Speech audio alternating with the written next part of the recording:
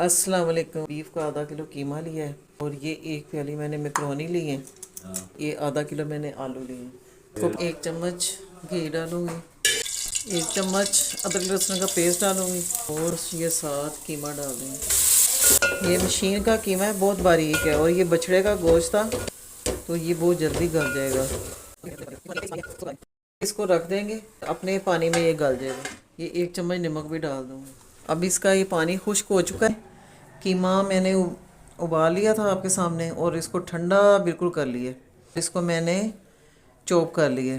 ठीक, इनको भी मैं छिलका उतार के नमक डाल के इसको उबाल लिया था, इसको भी मैंने ठंडा कर लिए। आलू मैश कर लिए, अब ये भी इसमें डाल देंगे। जो मैक्रोनी उबाले थे इनको भी बिल्कुल ठंडा कर लिए। ये प्याज एक मैंने लिया था, इसको चॉप किया, इसका पानी निकाल दिया था।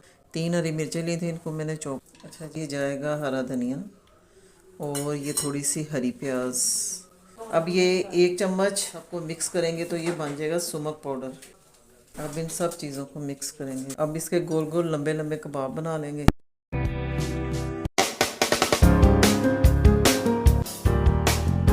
मैं 2 अंडे ले लूँगी,